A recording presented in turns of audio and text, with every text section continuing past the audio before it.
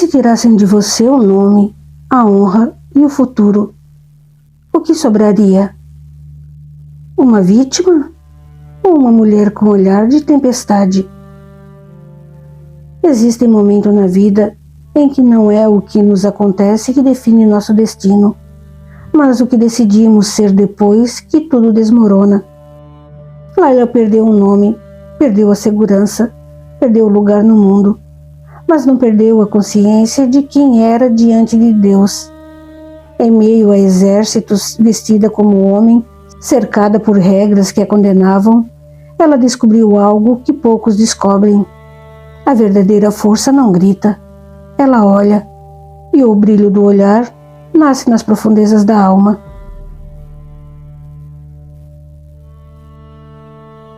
E hoje nós teremos o capítulo O Brilho do Olhar Nasce das Profundezas da Alma, do livro O Quarto Crescente, de Ana Cristina Vargas, ditado pelo Espírito José Antônio e narrado por mim, Nice Bento.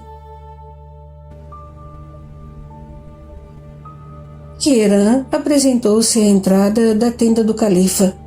Como mandava a tradição, era preciso aguardar a permissão para entrar. Mexia-se involuntariamente, revelando nervosismo e uma certa inconformidade. Incomodava-o conduzir a jovem muçulmana àquele meio. Ela não devia, tampouco merecia, a condição de pária desonrada a que estava relegada. Quanto mais pensava nas atitudes de Munir, mas seus sentimentos de amizade por ele eram postos em xeque, e como as gaivotas da orla marinha, batiam asas, ganhando liberdade e destino ignorados em seu ser. Identificava com clareza que boa parte da antiga afeição estava embotada pela raiva. Dava pequenos chutes na areia, sem sair do lugar, quando ouviu o chamado do secretário de Jamal. A passos rápidos, seguiu-o pelo interior da tenda. É um bom augúrio sua presença junto a nossas tropas. Conto com você e seus homens nesta luta. Aqui estamos, califa. Não é outro o nosso destino. Mas, se me permitir, peço que deixemos os demais acertos dessa transação para depois. Agora me aflige o destino da jovem que, cumprindo suas ordens, trouxe para o acampamento. Jamal analisou a figura conhecida do mercenário cristão. Não era a primeira, nem seria a última vez que contrataria seus serviços. Ele era um guerreiro exímio e tal fato suplantava todo e qualquer pudor que pudesse ter em lutar ao lado de um cristão. Além do mais, não descumpria nenhum preceito corânico. Queiran não era membro de seu exército. Ele chefiava uma companhia de homens independentes, mercenários como ele, que lutavam por dinheiro e para quem os pagasse. Não entravam em jogo de crenças ou ideais, apenas o poder do dinheiro. Ele estava nervoso, não tinha a frieza que costumava caracterizar suas palavras e atitudes. Algo o transtornava. Era jovem, não tinha dúvida. Mais uma vez, o califa pensou no quão estranha era aquela mulher, ainda sem rosto para ele. Que estranhos poderes tinha, que era capaz de desestabilizar as emoções de um guerreiro mercenário. A filha de Ogazim? Onde está? É sobre o que desejo lhe falar. Com o devido respeito à sua ordem, que a contragosto executei, este não é lugar para uma jovem bem-nascida como a que conduzimos. Como pretende manter a segurança dela em meio às batalhas que hão de vir? Ou é sua intenção conhecê-la e remetê-la a Córdoba com uma patrulha? Questionou Queiran angustiado. Sei um pouco sobre as leis e costumes islâmicos, mas não posso deixar de reconhecer uma injustiça contra um ser humano quando a vejo. Como já lhe disse, essa jovem e sua família nenhum mal, nenhuma ofensa fizeram ao emir Al-Gerrari, mas ele as desgraçou, segundo entendo do pouco que conheço. Ela mesma me disse que é agora uma pária. Senhor, essa moça é forte como poucos guerreiros que conheço, porém jamais vi tanta dor no olhar de alguém.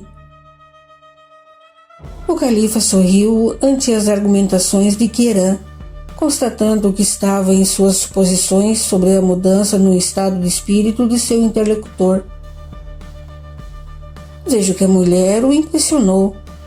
Aliás, desde os episódios de Cádiz. Não devo satisfações de minhas decisões a ninguém, quanto mais a você. Traga a moça em minha presença e saberá qual destino lhe darei. Está dispensado. Não estou dispensado. Não sou guerreiro de seu exército. Sou cidadão de segunda classe, sim, mas independente. Entenda, trouxe a jovem até aqui. Sinto-me solidário e responsável por seu destino. E sim, Laila Al-Ghazin impressionou-me muito. Conquistou meu respeito e admiração por seus próprios méritos, não por nome de família ou cargo que ocupa. Pelos serviços que lhe prestei e pela estima que tenho por sua pessoa, acredito ter o direito de insistir. Você é abusado, Queiran Simpsons. Por muito menos, outros califas já determinaram a morte ou a mutilação de pessoas da sua classe. Retrucou Jamal, admirando a ousadia e a coragem do mercenário. E pelas minhas mãos, muitas almas já foram encaminhadas a outra vida. Nunca olhei para saber qual era a classe a que pertenciam. Bastava me ameaçarem de alguma forma. Devolveu Queiran, enfrentando o olhar estupefato do califa. Sabe que não pode pôr as mãos em uma mulher muçulmana, não sabe? Isto pode custar a vida dos dois. É claro que sei. Também sabe o senhor que não pode tocar em uma mulher cristã, espero. Afinal, uma certa e bela serva cristã que conhecemos é tentação o bastante, mesmo para os mais poderosos dos crentes, não é verdade? Pensa que somente homens muçulmanos enxergam? Pois creia, Deus deu aos seus filhos cristãos, ainda que pervertidos e falseadores, a mesma faculdade. Sua língua é tão ferina quanto sua espada. Abre caminhos em fileiras adversárias com a mesma precisão e nos põe em pé de igualdade. Ofereço paz, Queiran. Se me disser suas intenções quanto à filha de Al-Ghazin, eu aceito. Na verdade, estou muito curioso quanto a essa jovem. Um sentimento hoje fútil, reconheço. Tenho também um certo temor. Não ignoramos que o desejo de munir com essa tresloucada aventura foi abalar a Mirá e a mim. Sei que o melhor destino e mais justo para essa mulher, segundo nossas leis, é munir tomá-la como esposa, reparando a falta e devolvendo-lhe a condição social usurpada. Mas eis um fato incomum. A família Al-Ghazin não quer. Desejaram-na mesmo desonrada e um homem digno e culto, muçulmano, nobre, ainda a deseja por esposa. Ora, por favor, sou um mortal. Desejei conhecer essa mulher. Um capricho? É isso? Um desejo possível, eu diria. Não pensava em trazê-la a uma campanha militar, mas você e seus homens eram necessários. Você contagia os soldados, comunica-lhes coragem e ousadia. Eu não podia abrir mão de sua presença aqui e agora. A defesa de Al-Andalus deve ser maior que quaisquer outros interesses. Então, não sabe o que fazer com Laila?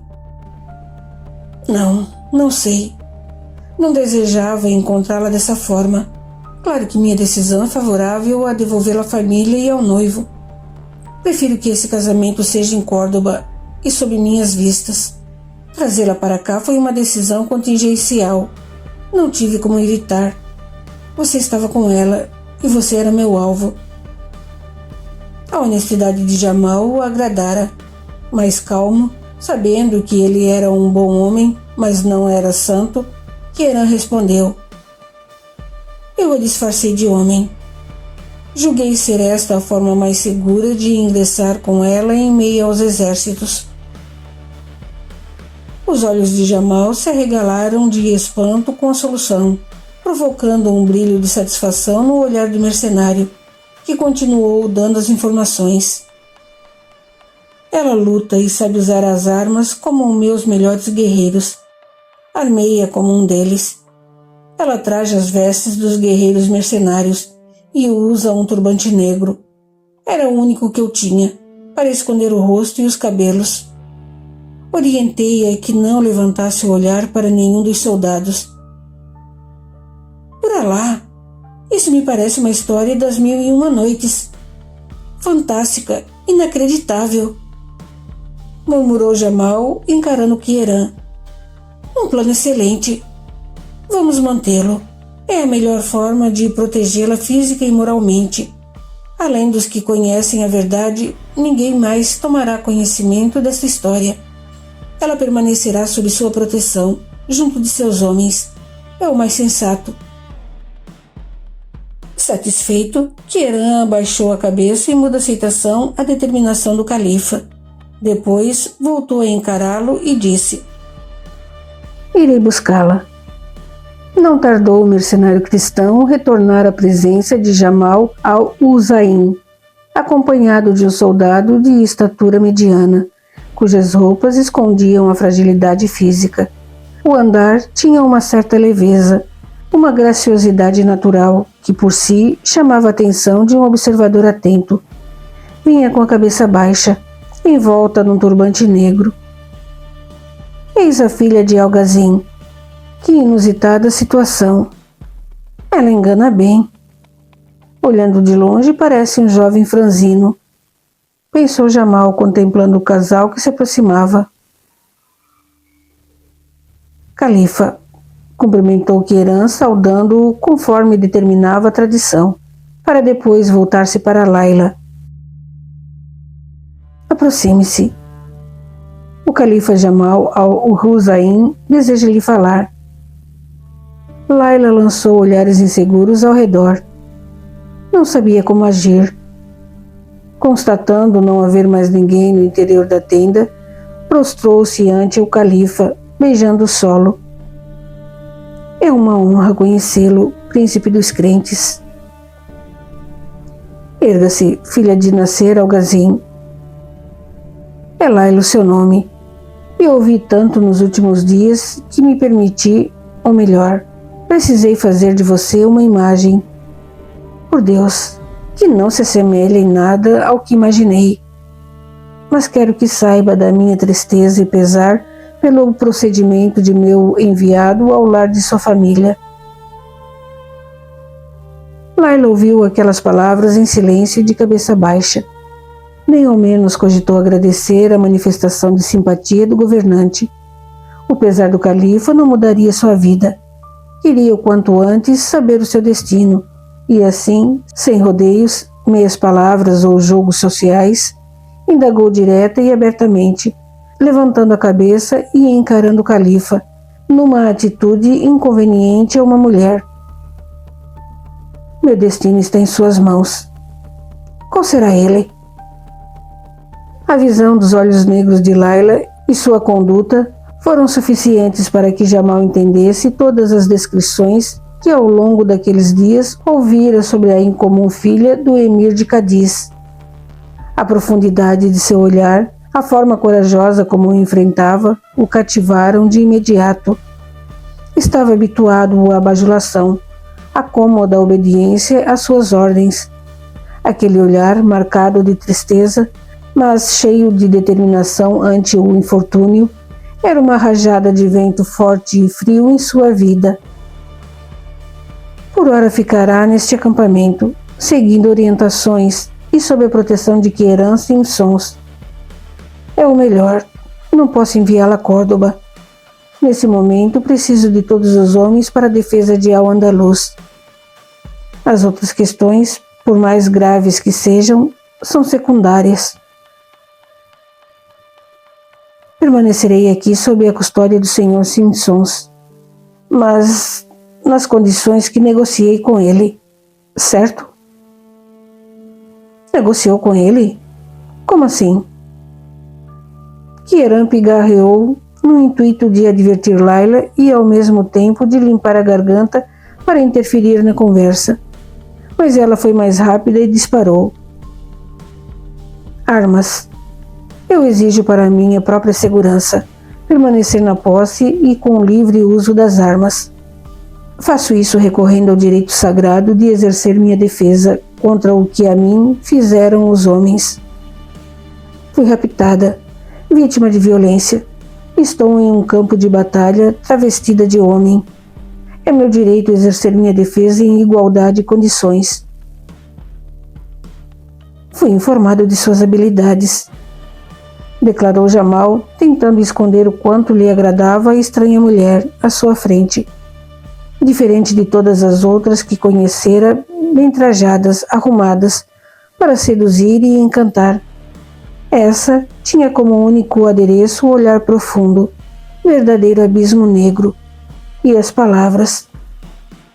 Ambos revelavam sua alma, 1000 vezes mais interessante que as curvas de seu corpo. Ela tem a sedução da serpente, constatou Jamal. Enfeitiça pelo olhar. É capaz de parar um homem com um simples piscar de olhos, ainda que vestida de homem e sem esforço de encantamento. Vejo que conhece muito bem o livro sagrado. Sou muçulmana. Não tenha qualquer dúvida quanto à minha fé. Se meu destino é incerto, ainda assim entendo que o misericordioso escreve palavras em nossa vida cuja clara compreensão só o tempo nos dará. Por isso eu me submeto a ele, e só a ele. Respondeu Layla numa mensagem de duplo sentido, ambos cheios de convicção, que o califa entendeu. É um preceito pouco evocado, e talvez por isso pouco usado. Mas está bem, enquanto estivermos nesta campanha, concedo seu direito de igual defesa e o uso das armas que maneja. Quais são? Arco e flecha, escudo e, se houver aqui, uma águia. Águia? Ela é a melhor adestradora de águias que já tive a oportunidade de ver. Esta moça é uma caçadora. Interveio Queiran, divertido com a surpresa do califa ante a jovem. Parece que fala a língua das aves. É mesmo? Sou um amante das águias e das caçadas. Sente-se e me fale sobre isso. Layla trocou um olhar com Queiran e, vendo que ele flexionava as pernas para acomodar-se nas almofadas, fez o mesmo. Não sei como começar. Por favor, entenda. Esses dias têm sido intensos. Digo a mim mesma que a tristeza não perduram. Mas assim como se vai a felicidade, também se irá a tristeza. Mas neste momento, esse sentimento domina minha alma. Seu pedido para que eu fale das águias e de caçadas agora me soa tão triste quanto as memórias longínquas de minha infância. Naquela época, e tranquilamente, Layla discorreu sobre seu interesse pelas armas, sua identificação com as águias, sua infância e juventude em meio ao vale, seu amor pelos animais. Revestiu essas lembranças com sutis mensagens ao califa, informando-o de que ela tinha limite bem traçados a todas as pessoas que faziam parte de sua vida. Durante aquela hora em que dialogou com Layla, o califa quase esqueceu a razão de estar naquela tenda. A filha de Nasser Al-Ghazin encantava pela inteligência e simpatia. Comunicava uma força espiritual e moral viva. Esperara encontrar uma jovem arredia, furiosa, rebelde, e à sua frente tinha uma mulher encantadora, calma, determinada. Lembrou-se da expressão usada por Karim para referir-se à irmã. Ele tinha razão. Incomum. Era a expressão que melhor descrevia a jovem. O movimento da entrada da tenda fez Layla calar-se imediatamente. O califa olhou espantado e recebeu como surpresa um gesto imperativo dela para que prestasse atenção. Não tardou para seu secretário apresentar-se. Surpreso, Jamal questionou-se de como ela ouvira os passos na areia. Alguma novidade? Indagou Jamal ao recém-chegado. Avistaram as bandeiras. São do sultão Caleb. Era o que esperávamos. Quanto tempo para chegarem e qual a direção? Algumas horas. Tudo indica que aportarão em Cádiz, ou muito perto. Envie um emissário a Karim Al-Ghazin com essas informações. Reúna os líderes das tribos. Quero todos aqui o mais breve possível. Considere feito, califa. E saudando-o, se retirou apressado.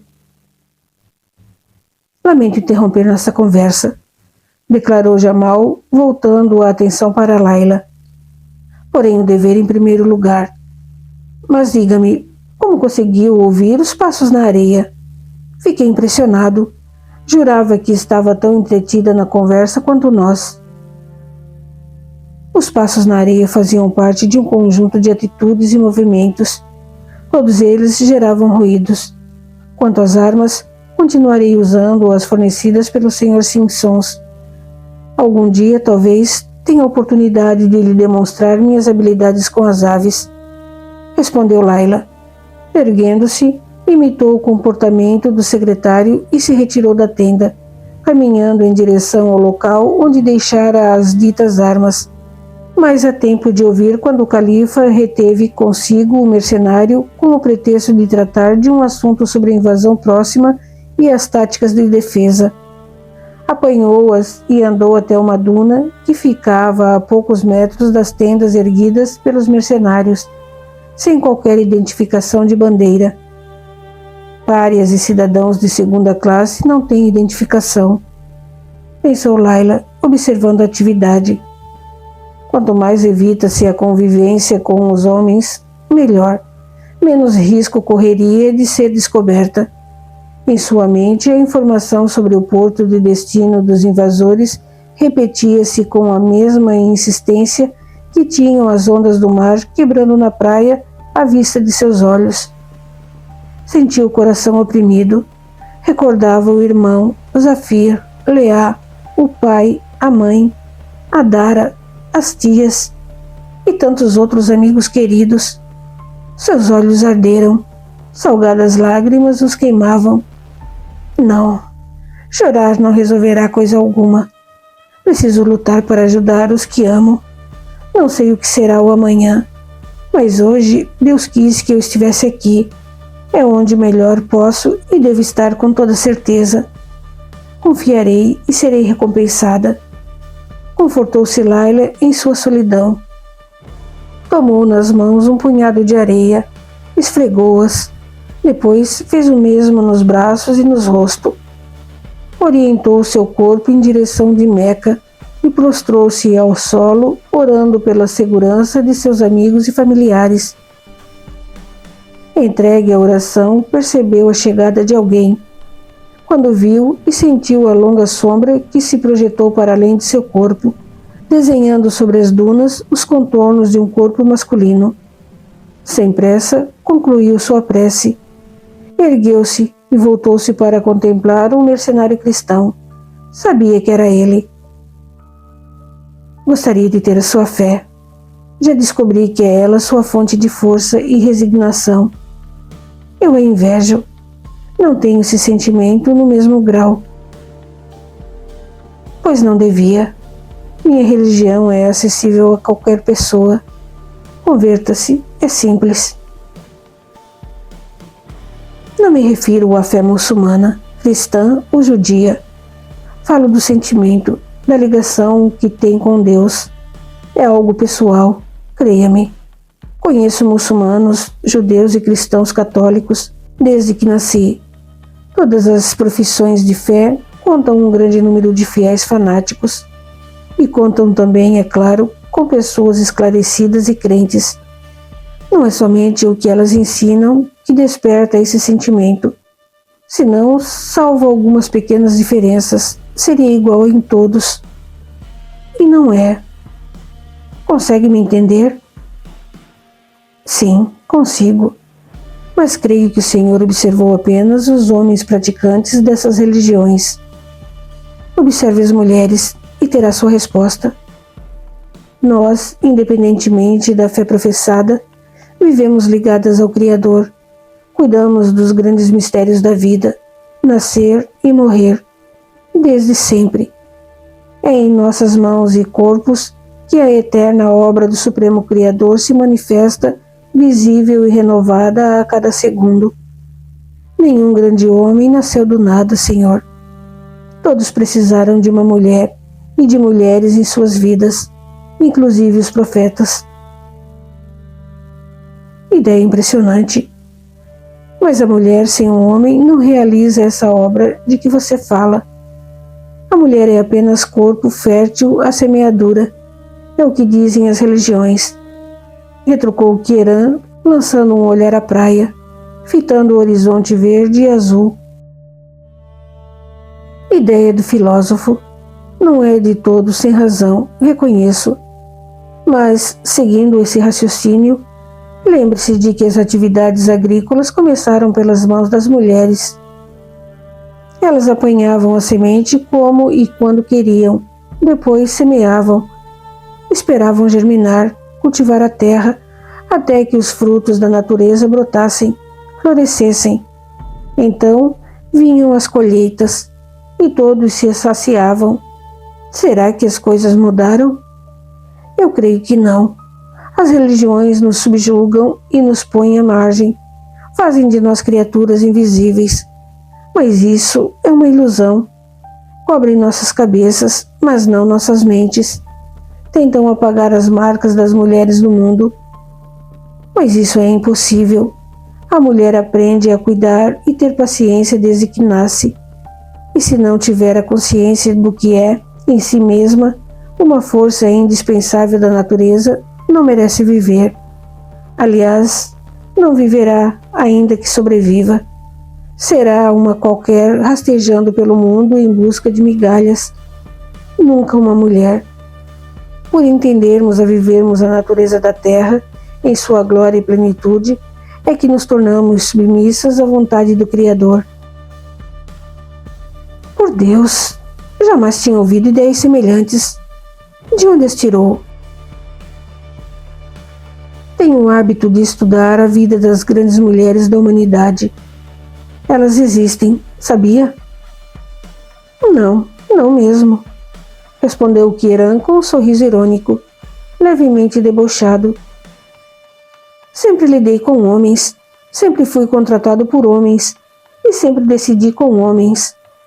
Talvez eu seja alguém de pouca sorte. Bem, pegue os livros da sua religião e leia. Elas estão lá, eu garanto. Assim como nos textos hebreus e muçulmanos.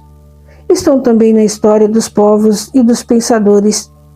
Como diz o profeta Yeshua, quem tem olhos de ver, verá. Retrucou Layla, ignorando a expressão do homem à sua frente. Não sou um ignorante, sei o que está sugerindo. Conheço um pouco de cada coisa que há no mundo. Eis aí um grande mal. Quem conhece um pouco de cada coisa, não conhece coisa alguma em profundidade.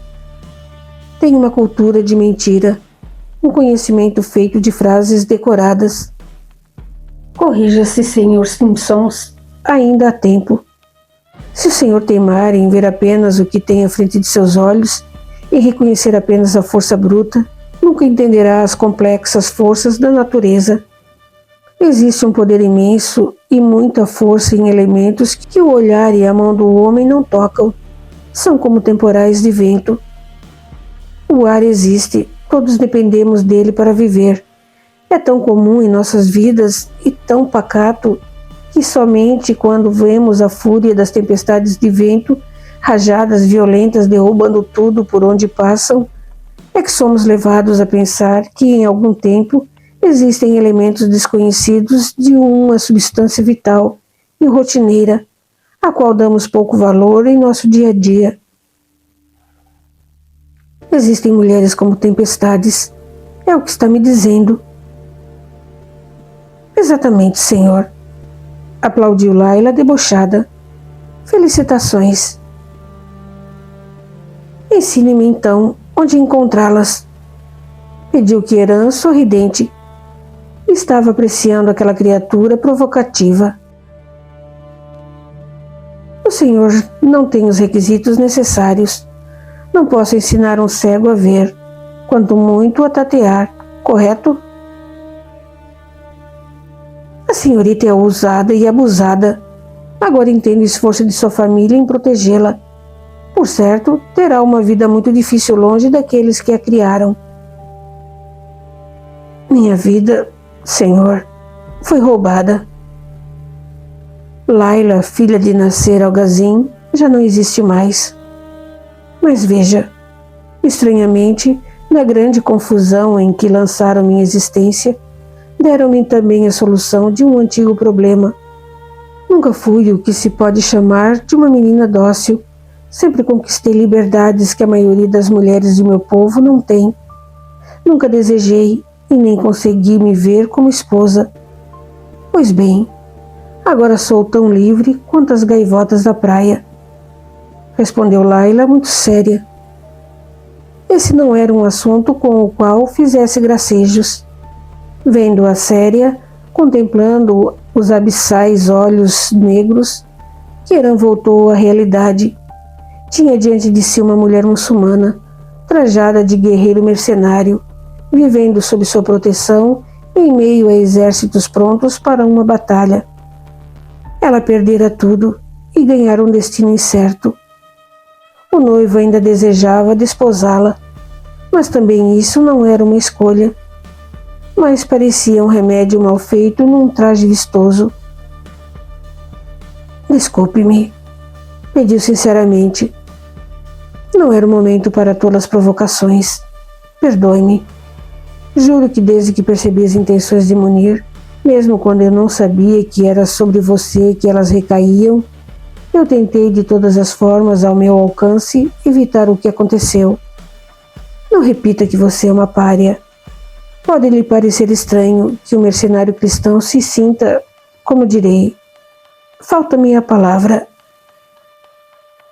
Apiedado não serve? Talvez seja, mas o que gostaria que entendesse é que desejo, sem nenhuma outra intenção, protegê-la, amenizar o máximo possível o amargor dessa situação. Laila o encarava, e ante a honestidade que brilhava na íris castanha de Kieran, baixou o olhar comovida. Não queria chorar, mas sentiu os olhos arderem novamente. Respirou fundo, traçando com a vista um ângulo de 180 graus, fitou o azul celeste aqui e ali, marcado por brancas nuvens. Obrigada, Sr. Simpsons, respondeu sincera, voltando a encará-lo, refeita da emoção. Quero que me prometa. Homens sempre exigem promessas, interrompeu Laila. Será tão difícil assim somente confiar? Ouça-me então. Confiarei que seguirá todas as minhas ordens quando a batalha começar, que irá se proteger e não fará nenhuma loucura. Eu sei que é ótima amazona, exímia caçadora, mas uma batalha é muito diferente de seus passeios no vale. É cruel. O homem, quando sente o cheiro de sangue, age como outra besta fera qualquer. Enlouquece, torna-se irracional. Por favor, fique longe disso. Laila entendeu a implacável lógica da argumentação do homem à sua frente. Mais do que isso, sentiu a preocupação dele com sua segurança física e emocional. Percebia que, por ele, não seria ela mais machucada do que já fora. O senhor é um grande homem, falou ela, solene, e, aproximando-se, tocou-lhe a testa com respeito. Alá o proteja e conserve em sua misericórdia. Existe clemência e misericórdia em sua alma, onde quer que eu vá, e em qualquer tempo e lugar, perante amigos e inimigos, Darei testemunho de que o Senhor é um homem que merece viver com glória. Tem um coração nobre. Uma pena que ele bata no coração de um mercenário cristão. Redarguiu Kieran com um olhar brilhante, fixo na face da jovem. Precisamos voltar. Eles devem atacar logo. Foram na direção de Cádiz. Atacarão primeiro seu irmão. Nós marcharemos para lá a fim de surpreendê-lo pela retaguarda. Layla sentiu o nó se formar em sua garganta. Nada disse. Apenas começou a descer a duna em direção ao grupo de tendas do pequeno exército mercenário. Em sua mente, uma convicção se formara. Lutaria por sua gente. Defenderia seus amigos. Eles não tinham culpa pelo que lhe acontecera. Eram as leis que seguiam. Acreditava que também sofriam por cumprir o que elas determinavam. Sabia-se amada por gente. No raiar da madrugada, os exércitos sob o comando de Jamal se movimentavam em direção do pequeno reino do emir Algazin. Nas últimas fileiras cavalgava a filha do emir, vestida de negro. No olhar, um brilho frio, metálico, revelava a determinação que carregava no íntimo. Era um olhar negro, frio e hipnótico. Do final da tarde anterior até aquele momento, mudanças haviam se operado em seu espírito para não mais se apagarem. Há pessoas que só descobrem quem são quando perdem tudo aquilo que dizem que eram. Talvez você esteja vivendo um momento em que sente que sua vida foi roubada. Mas e se, no meio da confusão, Deus não estivesse tirando sua identidade, mas revelando sua verdadeira força? O brilho do olhar não nasce na superfície. Ele nasce nas profundezas da alma. E talvez o seu esteja começando agora. E se você desejar sustentar esse trabalho, o QR Code está na tela. Algumas histórias continuam porque encontram corações que acreditam nelas. Se esse for o seu caso, gratidão. O que é verdadeiro permanece.